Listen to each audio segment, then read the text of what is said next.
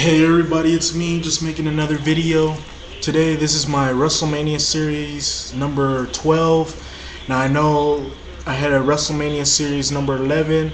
So now this is going to be, I'm going to do a 13 tomorrow, and then I'm going to give you a 14 and a 15 on Friday and Saturday to get you ready for WrestleMania. So look out for that. And I got a Wrestling Forgotten Gems number 4, which I talk about Dean Malenko and how good of a wrestler he was, but many people tend to forget him because he didn't have charisma and he didn't become world champion because of that, and he just didn't have it. But yeah, I'm gonna do a video about that. Look for that video Wednesday. Look for me to take a break tomorrow. Well, no, look for me to take a break on Tuesday, but hit you up with another WrestleMania series video, which is 13 tomorrow. So yeah, look out for that. Anyhow, this is 12. Yesterday I talked about the heel turns. These next two WrestleMania videos are going to be about the tag team title matches at WrestleMania, starting with the good tomorrow, but today I'm going to be talking about the bad tag team title matches. And these are some of the worst tag team matches, the tag team title matches, in my opinion, as these just didn't live up to expectations as a tag team title matchup. So we start off with the first match I got on this list, which is Billy and Chuck versus the Hardy Boys versus the Dudley Boys. Now you would think having the Hardy Boys and the Dudley Boys in here, it'll be a good matchup, but when you add two guys who are just a thrown together team, this just really was not a good matchup at all. And really there was more involvement with Billy and Chuck and the Hardy Boys than it was the Hardys and the Dudleys, and it was just a mess of a matchup, and it was boring. There was nothing really good in this matchup that made you want to even say this was even a good tag team title matchup. And in my opinion, it just had to go on here because this was just not a good matchup at all. And this match was just a tool to get the Hardys and the Dudleys on the pay-per-view, and to get Billy and Chuck on the pay-per-view, and then just continue to further this storyline between Billy and Chuck, which in my opinion was probably one of the worst storylines between these two. Yeah, one of the worst storylines going into 2002, as this was just an awful storyline.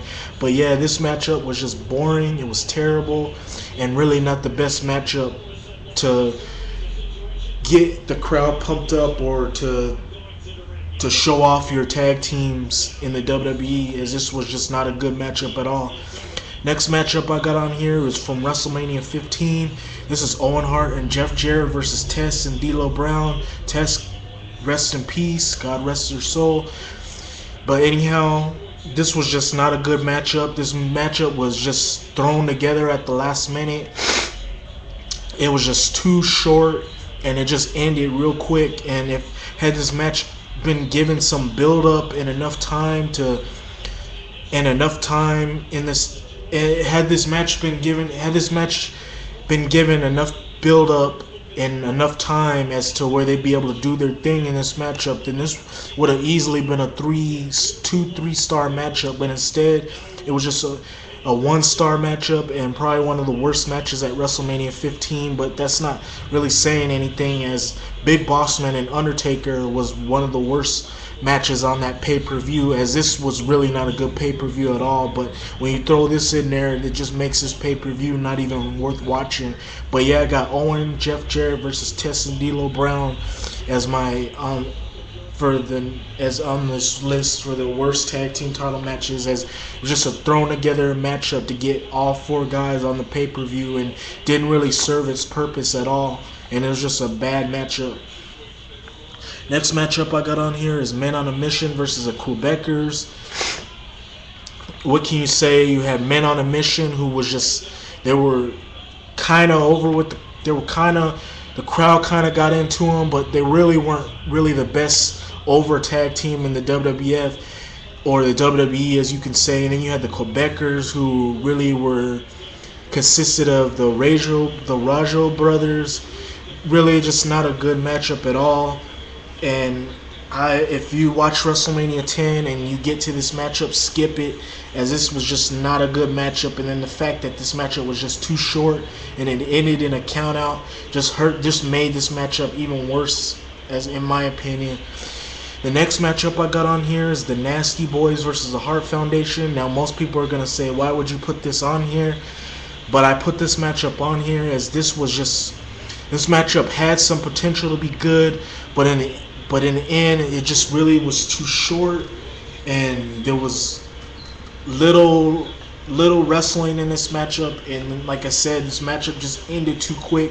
Had this matchup been given enough time or went longer than what it was supposed to be, than what it was, then this would have been a really good tag team title matchup. But instead, we got a really bad tag team title matchup. And in my opinion, the Hart Foundation really didn't show up in this matchup, as this was probably one of the worst matchups in the WWE, as they would have good matches in the early 80s, the late 80s, and then the early 90s. But this was one of their worst matchups, as this will be the last time Jim the Anvil Neidhart and Bret Hart will team together as a tag team. Next matchup I got on here is from WrestleMania 8. It's the Natural Disasters versus Money Inc. Only a little bit to say about this. Boring matchup. Money Inc. tried to do their best to carry Earthquake and Typhoon to a watchable tag team title matchup, but just wasn't the case, as this match was just boring. It was hard to get into, and then the fact that this match ended in a count out hurt this match even more, as many people thought the Disasters would be the team to take the belts from Money Inc. They would eventually take the belts from them like 1 or 2 months later after WrestleMania, but still it should have happened here. But overall, really not a good matchup. Stay away from this matchup. Horrible matchup. And there's also a lot of stalling in this matchup, mainly by Money Inc., and that hurt this matchup even more. We then go to the next matchup on this list, the Colossal Connection, which is Haku, Andre the Giant against Demolition, Axe and Smash. This was a boring matchup, hard to get into. I don't even know why they even went with Andre and Haku to face Demolition. They could have went with the Rockers, had the Rockers and Demolition wrestle each other at WrestleMania 6. That would have been an even better matchup. But instead, we got an Andre the Giant who was pretty much done by this point, and you had Haku who really was a jobber in the WWE.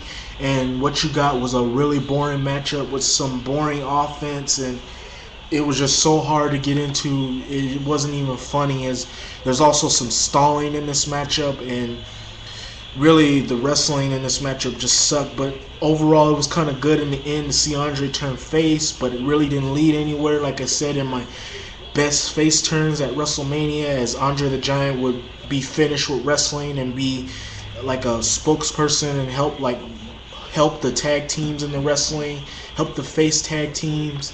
But yeah, overall, this was a horrible matchup. Probably one of the worst tag team title matches at a WrestleMania. And then finally, we go to the final matchup that I didn't write on here, but I'm going to add it on here. It's the Hulkamaniacs against Money Inc. at WrestleMania 9. This match was boring. There was a lot of stalling in this matchup, mainly by Money Inc. and Hogan. And really, there wasn't that much wrestling in this matchup. If there was a lot of boring offense, a lot of sleeper holds in this matchup. Just a terrible matchup. And then the worst part about this matchup was the fact that this match ended in I believe it was a DQ, and the DQ didn't even make any sense, and that's what hurt this match even more, as this match had potential to be a really good tag team title matchup, but in the end, just floundered, and it really was just one of the worst matches at WrestleMania 9, even though I still say Crush and Doink the Clown was the worst matchup at WrestleMania 9, but I would have to put this on here, as this match had so much potential, but that potential got wasted and thrown down the drain when the ridiculous DQ happened, and then the stalling, and then the sleeper holds and stuff like that happened in this matchup.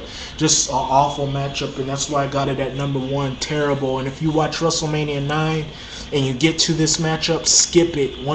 Because you don't want to sit through this matchup, because you'll end up falling asleep during this matchup like I did. Anyhow, that's giving you my WrestleMania series number 12. Hope you like my video. You can rate, you can comment. Stay tuned for WrestleMania series number 13, which I'll try to upload tomorrow.